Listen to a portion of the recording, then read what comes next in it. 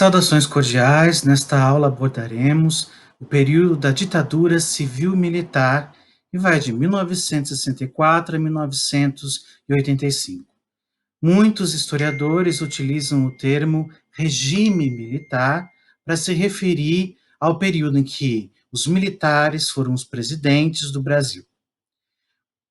O termo ditadura civil-militar implica que foi um governo sem democracia, ou seja, foi uma autocracia na qual havia censura, controlando a opinião pública e restrição de liberdades políticas para voto, por exemplo, de expressão, no caso da censura, como eu já mencionei, e também de perseguição política pelo uso da violência do Estado, que a polícia política vai prender e vai, inclusive, assassinar aqueles que não se coadunam com a ideologia implementada pelos militares.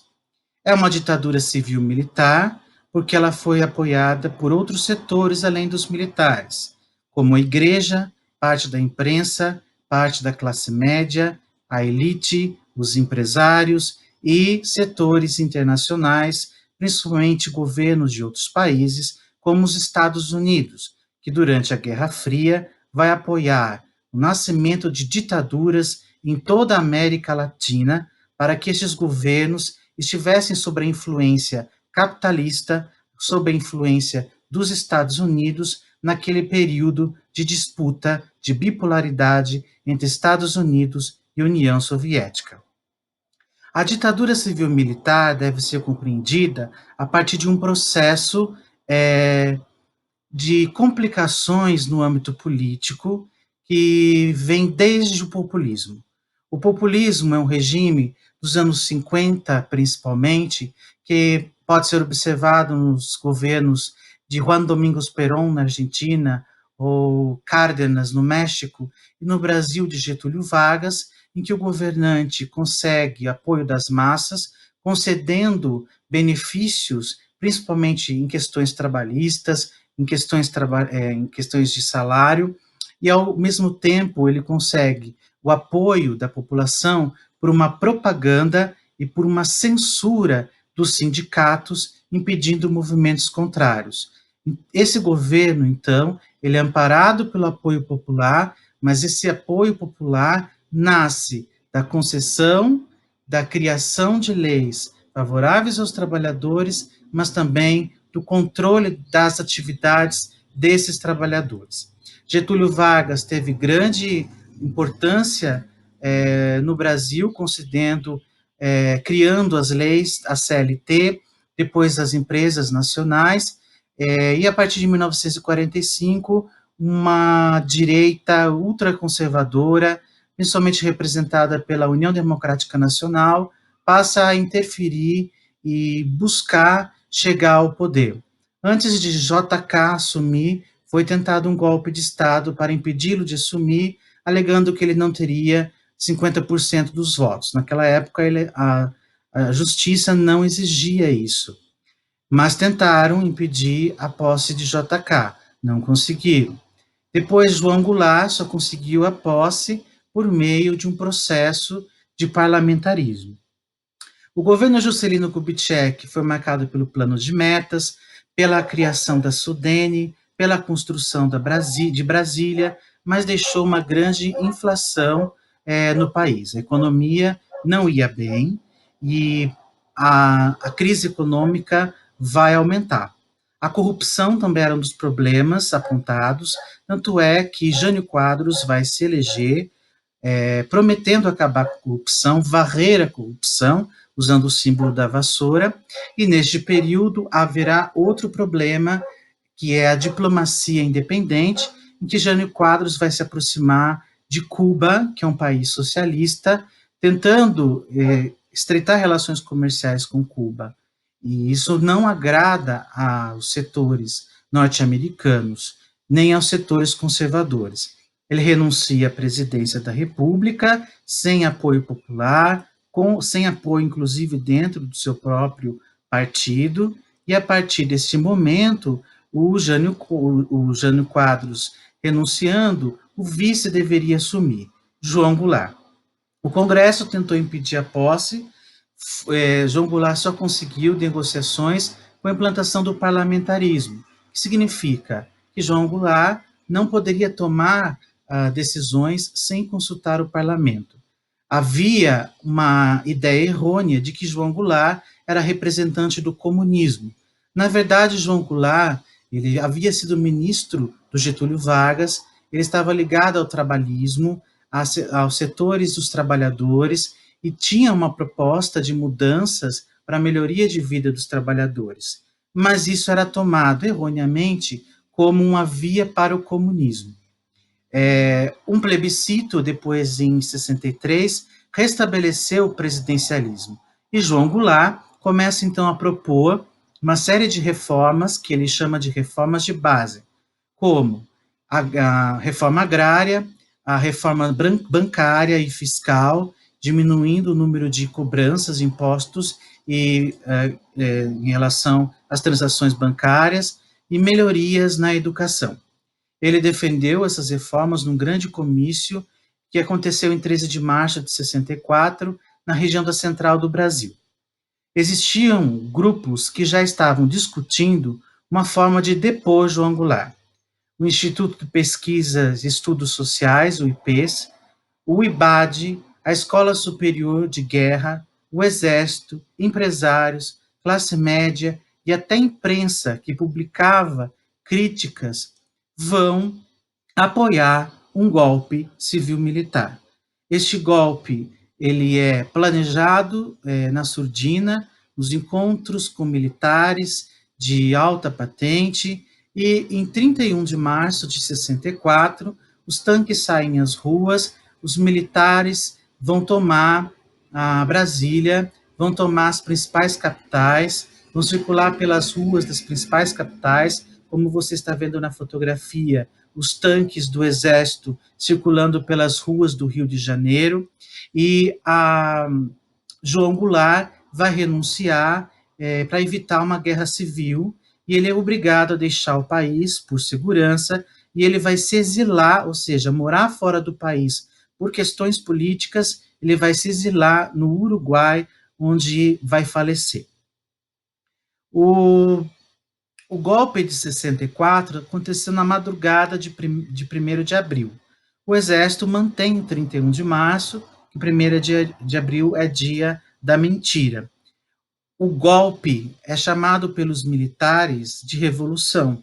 Eles consideram que o João Goulart queria levar o Brasil para um governo anárquico, para um governo, se não anárquico, voltado ao comunismo.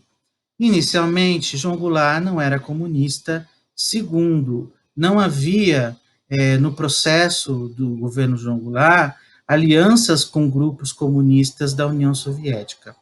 Então, o que se acontece é que a elite conservadora queria tomar o poder, manter o Brasil alinhado com as proposições dos Estados Unidos e evitar reformas sociais que iam contra os interesses dessas elites. A Igreja Católica é a favor do golpe, porque considera que o governo João Goulart não vai conceder à Igreja o espaço que ela espera, e a Igreja Católica sempre buscou um espaço social forte no Brasil, e então a Igreja Católica inicialmente apoia o golpe. Depois, bispos vão mudar ao perceber a tortura, a violência. Quando os militares chegam ao poder, eles criam uma série de legislações impostas, porque fecha-se o Congresso, não tem mais o poder legislativo, o poder executivo é que vai colocar as leis para serem seguidas. E são chamados atos institucionais. O primeiro ato institucional, o AI-1, foi publicado em 9 de abril de 1964, uma junta militar começa a governar, e o primeiro ato institucional estabeleceu a suspensão dos direitos políticos e a cassação de todos os cargos legislativos. E também suspendeu o caráter vitalício estável dos cargos públicos. E que isso significa? Aqueles que foram eleitos pela população para cargo de deputado, senador, foram expulsos, perderam o mandato. Muitos que eram professores, engenheiros, perderam a, o seu cargo público porque eram contra o governo. Perderam a estabilidade que tinham garantido pelo cargo público. O governo, a estabilidade no cargo público, ela tem o seguinte objetivo: que ninguém faça o servidor público agir de má fé para que ele mantenha o seu emprego. Então, o servidor público não cede ameaças, porque ele tem estabilidade e consegue, então, multar, consegue exigir, consegue denunciar. Os servidores pedem, muitos professores vão deixar o país e vão viver nos Estados Unidos, na Europa, como Florestan Fernandes, Emília Viotti da Costa, nós teremos o Darcy Ribeiro, que também vai deixar o país por causa do golpe. O Castelo Branco vai ser o primeiro presidente, escolhido pelos militares. Humberto Castelo Branco, ele tem como principal meta combater o comunismo, recuperar a credibilidade internacional do Brasil. E a ideia dos militares era o que a gente chama de defender a doutrina de segurança nacional. A segurança nacional, para eles, seria combater qualquer oposição, e qualquer oposição era chamada de comunista, combater a oposição e desenvolver economicamente dentro dos modelos atrelados aos Estados Unidos. Um modelo de desenvolvimento dependente. E segurança nacional seria defender a pátria com base nos valores morais, essencialmente cristãos, e contrários ao comunismo ou qualquer modelo contrário à ditadura. Em 64, é criado o Sistema Nacional de Informações. É um órgão que investigava a vida de todos os brasileiros para saber quem eram os opositores para que eles fossem presos. O Sistema Nacional de Informações funcionava como uma grande rede.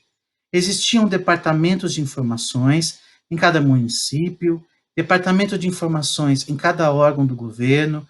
Por exemplo, existia departamento de informações em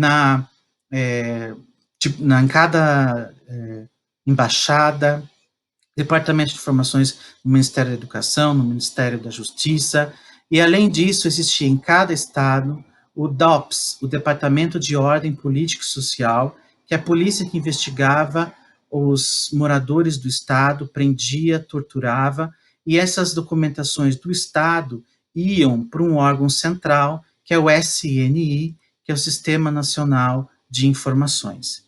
E o SNI, além de ter relações com o DOPS por estado, tinha relações com a divisão de informações das embaixadas, com o sistema de investigações do Exército, com o sistema de investigações da Aeronáutica, o CISA, e o Sistema Nacional de Investigações da Marinha, e o CIEX, que é o Sistema de Investigações do Exterior.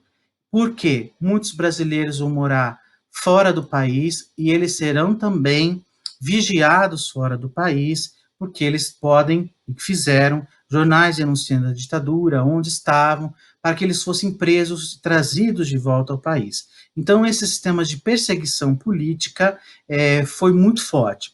Tanto é que o Brasil se aliou a Paraguai, a Argentina, a Uruguai, e que foi criado a Operação Condor, em que os países passavam informações um para os outros de membros que eram contrários às ditaduras desses países.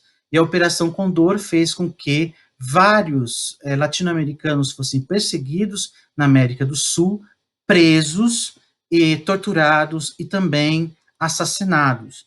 A Operação Condor os arquivos do horror dessa operação estão principalmente no Paraguai. A Constituição de 1967 foi aquela que estabeleceu os princípios da ditadura. Como uma autocracia, o poder executivo tem todos os poderes, no caso, o presidente da República, ligado aos militares e à ala dos militares, que sempre estava influenciando o presidente, destacando-se, por exemplo, Muricy, o general Muricy, que foi sempre um dos grandes defensores e idealizadores da doutrina de segurança nacional. Vamos observar agora outros atos institucionais, ou seja, legislações que foram impostas aí durante a ditadura civil-militar. Nós podemos contar entre 17 atos principais, 17 atos institucionais. Nós temos o AI-2, de outubro de 65, em que a eleição passou a ser indireta. Então, o povo agora não vai votar diretamente na presidência. E estabeleceu-se que o Brasil seria bipartidário, teria dois partidos, a ARENA, Aliança Renovadora Nacional, que seria o partido do governo, ao lado do governo, e o MDB, que é o Movimento Democrático Brasileiro, que seria a oposição permitida e controlada pelo governo. O AI-3, de fevereiro de 66, estabeleceu a eleição indireta para governadores e prefeitos, e o AI-4 convocou o Congresso para aprovar a Constituição. Veja, o Congresso só foi convocado para aprovar uma Constituição. Você tira do povo a eleição direta, que foi uma grande conquista feita em 34, depois barrada por uma ditadura, retomada em 46 pelo governo Dutra, e agora novamente barrada. E esses dois partidos, eles não tinham um grande poder de atuação. O executivo decidia tudo. E um partido é o partido do governo, e o outro partido, o MDB, só pode funcionar dentro daquilo que o governo permite que funcione. A grande oposição é considerada subversiva, é o termo que a ditadura usa para os seus inimigos políticos, subversivos, e vão para a ilegalidade. Vão, inclusive, ser investigados pelo DOPS, presos pelo DOPS, torturados pelo DOPS e assim por diante. Nesse período de 68, depois do governo de Castelo Branco, em 67 entra Arthur da Costa e Silva, e nós chamamos o período de 68 em diante do período chamado de linha dura, porque o governo vai aumentar a repressão. Nós teremos em 67 várias greves em cidades como Contagem e Osasco, e em 1968 teremos uma passeata em junho chamado Passeata dos 100 mil, com muitos trabalhadores, artistas, intelectuais religiosos. Essa passeata decorreu, além do descontentamento com a ditadura, também da morte de um estudante na PUC, que foi o estudante Edson Luiz, foi morto num confronto com a polícia, no restaurante Calabouço. O corpo do estudante foi levado às ruas e depois foi marcada a passeata dos 100 mil, que reuniu muita gente na rua mesmo, de várias áreas, de trabalhadores, artistas, intelectuais, exigindo o fim dessa repressão. Um dos líderes estudantis a discursar na fotografia é Vladimir Palmeira, na região da Cinelândia. Vladimir Palmeira, depois que foi perseguido e também teve que deixar o país.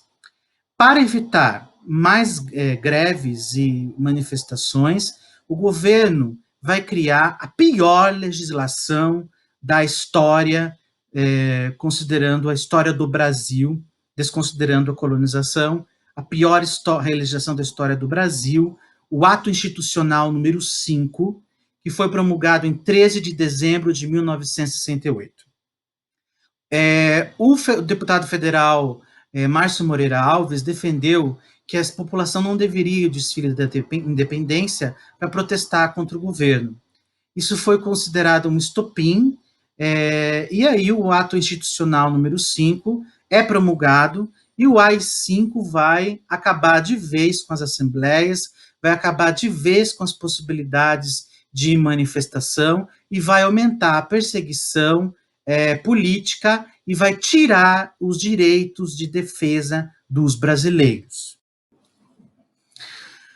A gente chama de ditadura escancarada o período em que há um processo de aumento da repressão.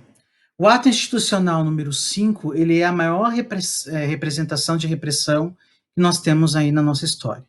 Em 13 de dezembro de 1968, o Congresso foi fechado, então aqueles que foram eleitos foram mandados embora, quem faz a lei agora é o executivo, os militares. Você não tem mais garantias constitucionais, então você não tem mais direitos. E o presidente pode cassar mandatos políticos. Então, os deputados eleitos, ele pode cassar esse deputado se ele for da oposição. E assim foi. Deputados foram cassados. O governo ganhou muito poder e ganhou o poder de suspender habeas corpus. O que é isso? Se você é preso até que se prove que você cometeu crime, você pode conseguir o habeas corpus, responder em liberdade. Na ditadura, o que aconteceu a partir do AI-5? Eles prendiam os inimigos, não tinha crime para mantê-lo na cadeia, ou inventavam crimes, não havia liberação de pessoas que estavam presas. Prendeu, a polícia faz o que quer com o indivíduo lá.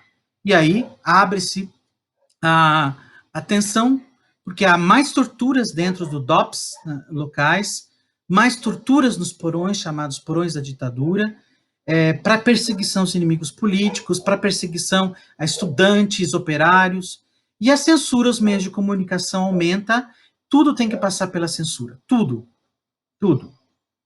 Vejam aqui o Jornal do Brasil, na época em que foi promulgado o AI-5. Com baixa ato institucional, coloca o Congresso em recesso. Vejam lá em cima, onde coloca, ontem foi o dia dos cegos. Isto o jornal fazendo uma crítica, dizendo, ontem as pessoas fecharam os olhos para a democracia, fecharam os olhos para um grande crime, para uma legislação que tirou os direitos de cada um dos brasileiros. As charges também criticaram. Aí, o AI-5, veja o AI-5, a cobra diz para o elefante, te cuida que a barra está pesando para as cobras. O elefante responde, mas eu não sou cobra. A cobra diz, prova para eles. O que isso significa? Começa a perseguir todo mundo. Você é contra o governo, você é comunista, você é socialista, você é sindicalista, você está preso. Mas eu não sou, prova que não é. Então, muitas pessoas vão ser presas, torturadas para dizer onde estão os seus companheiros, das piores formas. Tá? Dentre as formas de tortura, destaca-se o pau de arara, cadeira do dragão, retirar unhas, estupro, levar as crianças para ver os pais, ameaçar as crianças, colocar em salas geladas e escuras, queimaduras, e as pessoas eram espancadas. Neste período, cresce, por causa do aumento da repressão, os movimentos de luta armada. Inspirados na Revolução Cubana, no Che Guevara, inspirados no maoísmo do Mao Tse-tung na China, alguns grupos consideravam que o único jeito de acabar com a ditadura seria pegando em armas. E fazer como em Cuba, pegar em armas, lutar com a ajuda da população, tomar as principais cidades, tomar o governo, instaurar um governo mais democrático. O PCB, o Partido Comunista Brasileiro, uma parte concordava com o uso da violência e outra parte não. Aqueles que não concordavam com a violência mantiveram-se no PCB, que era ilegal, e o PCdoB foi um grupo que começou a montar uma guerrilha, e a maior guerrilha montada pelo PCdoB foi a guerrilha do Araguaia, no interior, na região centro-oeste. A Aliança Libertadora Nacional tinha como principal líder Carlos Marighella. Carlos Marighella foi o mais procurado pela ditadura. O Carlos Marighella conseguiu grande representatividade na esquerda e nesse grupo que fazia ações armadas, roubo de bancos, roubo de armas, o dinheiro para fazer ação armada. Eles se escondiam em casas, chamadas aparelhos, e evitavam sair, estabeleciam rotas para não serem pegos pela polícia política. Todo o dinheiro dos bancos ia para a luta armada? Não. Houve casos de que o dinheiro foi apropriado de forma errada. A luta armada é correta? O pegar em armas para lutar contra a ditadura? Isso é um julgamento individual. Como historiador em história, a gente tem que dizer que existiram grupos que pegaram em armas para lutar contra a ditadura. E esses grupos, depois, quando a gente faz pesquisas atualmente, como eu fiz no meu mestrado, no doutorado, quando você entrevista as pessoas que fizeram parte desses grupos, elas não têm a mesma visão, na sua maioria, da visão que eles tinham quando jovens e participaram desse grupo. E veem a luta armada como uma ideia que não, ufânica, que não funcionou. Nós temos muitas autobiografias daqueles que participaram da luta armada, como o caso do Fernando Gabeira, com o livro Que é Isso, Companheiro. O Fernando Gabeira fazia parte do MR8, o Movimento Revolucionário 8 de Outubro, 8 de outubro em homenagem a Che Guevara, o dia que ele morreu. O Movimento Revolucionário 8 de Outubro, ele sequestrou o embaixador dos Estados Unidos e ordenou que o governo brasileiro lesse uma carta em TV aberta, onde eles diziam que liberariam o embaixador desde que liberassem os companheiros que estavam presos e sofrendo torturas e os colocassem num avião para o México. O governo fez isso, eles foram para o México, e o embaixador foi liberado num jogo de futebol para que não identificassem ninguém do MR8. Depois nós tivemos o sequestro do embaixador alemão, 40 presos políticos foram liberados num avião para a Argélia, em troca do embaixador alemão. Depois teve o sequestro do embaixador do Japão, do embaixador da Suíça, sempre pedindo a libertação de presos políticos que estavam sofrendo tortura nas prisões. A guerrilha foi uma prática que não deu certo e esses grupos foram todos reprimidos. Os seus líderes foram assassinados. Carlos Marighella foi assassinado. Carlos Marighella tinha conexões com dominicanos, religiosos dominicanos, que ajudavam pessoas perseguidas pelo governo a sair do país. E os dominicanos foram presos, torturados, como Frei Beto escreve em Batismo de Sangue, um livro que conta o que aconteceu com Frei Tito, um dominicano que foi torturado pelo maior torturador de São Paulo, que é o Paranhos Fleury, e os dominicanos não resistiram às torturas e ligaram para o Carlos Marighella, marcando um encontro, a mando da polícia. O Marighella foi até o local e a polícia o matou dentro de um carro. Depois as fotos foram espalhadas nos jornais como um terrorista, um subversivo assassinado. A estrutura do Estado, o Estado usando dinheiro público, a polícia, para combater os inimigos do governo numa guerra contra o comunismo dentro de um regime da Guerra Fria. Mas não é só uma guerra contra o comunismo que está no discurso, é para manter o poder dos militares, da elite. A guerrilha do Araguaia acontece nessa região, onde está destacado o mapa, Tocantins, né, Pará. O pessoal do PCdoB foi morar na região, depois eles tinham um plano de, com armas, convocar a população para uma luta que ia se deslocar de região em região para tomar o poder. O que acontece é que a ditadura reprimiu de forma violenta e os corpos da maior parte das pessoas envolvidas na guerrilha do Araguaia não foram encontrados. A Comissão Nacional da Verdade, que foi convocada pelo governo Dilma para descobrir o que aconteceu durante a ditadura, também não conseguiu fazer a identificação desses corpos, então eles são considerados desaparecidos políticos na ditadura civil-militar.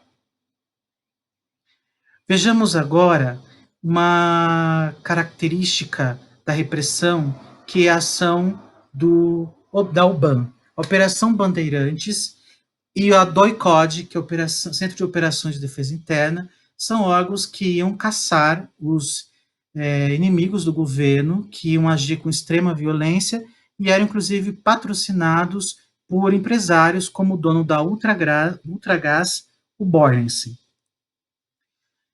Tivemos uma repressão grande também no movimento estudantil, considerado ilegal. A UNE não podia fazer movimentos. Um dos fatos que mais chama atenção é que a UNE marcou uma reunião secreta em Ibiúna. A polícia política descobriu e prendeu 920 estudantes nesse congresso realizado em Ibiúna. Movimento estudantil sob repressão, os movimentos de guerrilha sob tortura e assassinato dos seus representantes. E dentre os assassinatos, não podemos deixar de falar do Carlos Lamarca, que foi um militar, foi para a Vanguarda Popular Revolucionária, um grupo que queria fazer a guerrilha no Brasil, destituir a ditadura, e que foi assassinado.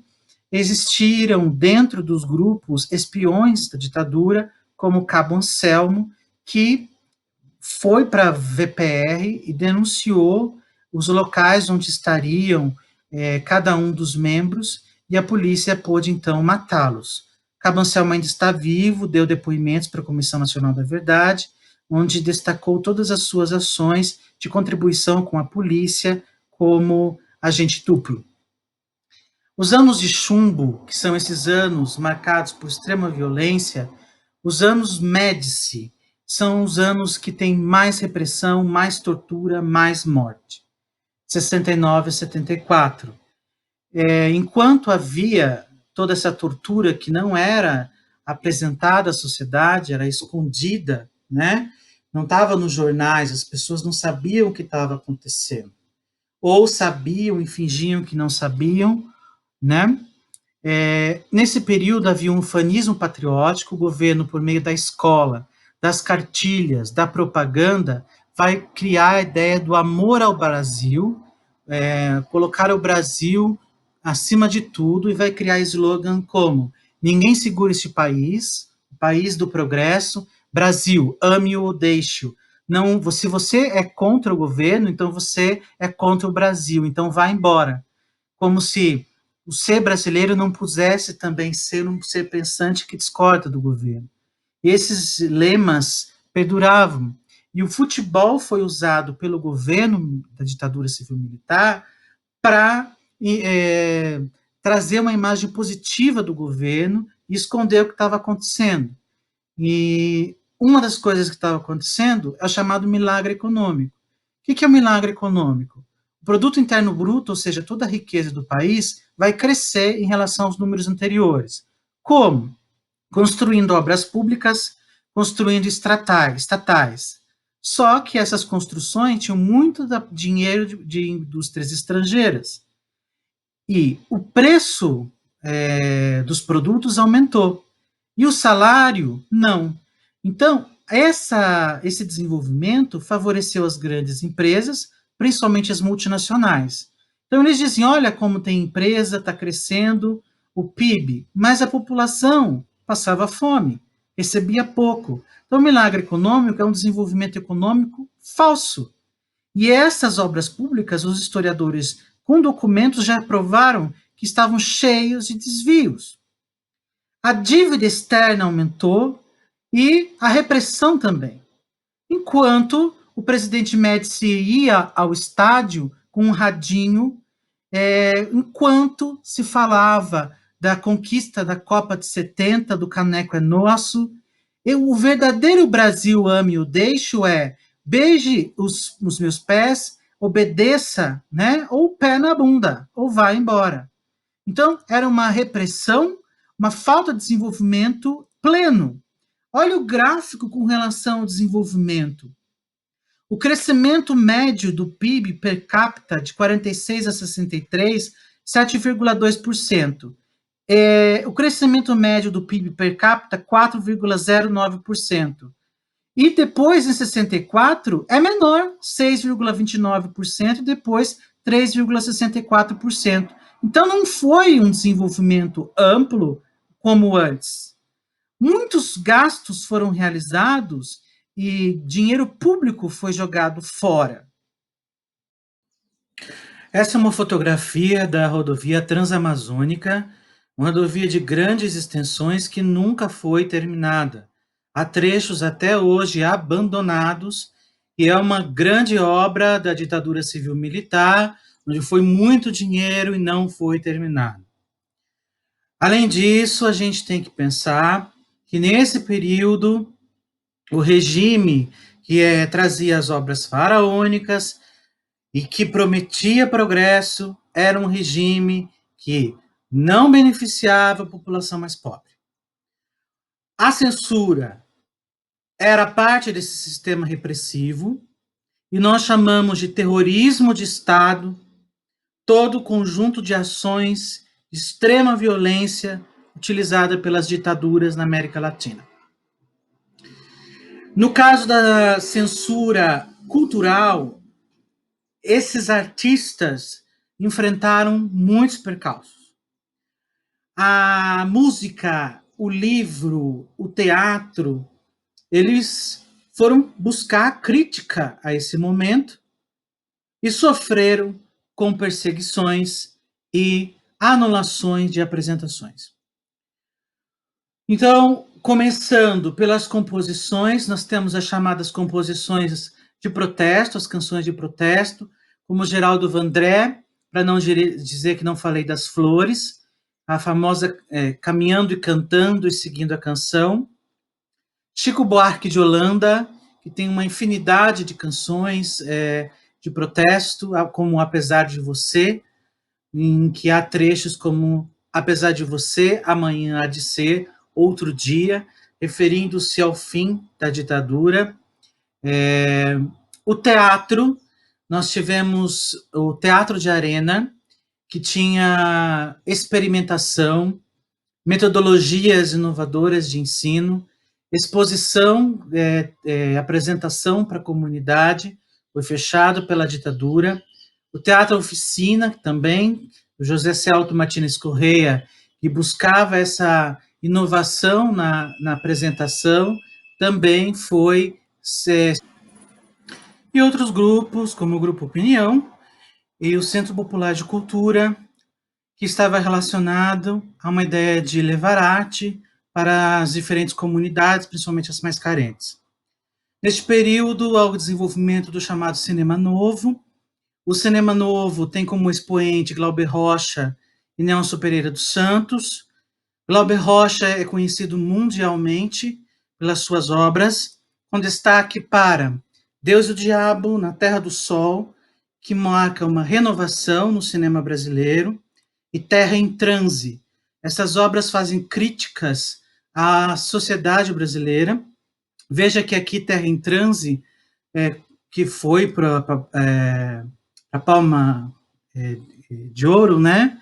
Ele foi liberado aqui sem cortes. Então, os filmes recebiam, eram cortados pelos censores antes da exibição. As músicas passavam pelo censor e o censor vetava ou não a composição.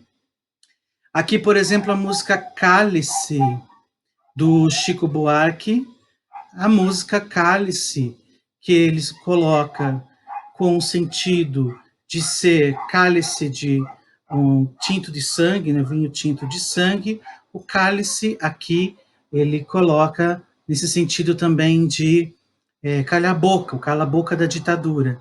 E o censor diz, está vetado, eu percebi o que você quer dizer, está querendo criticar o governo e assim por diante.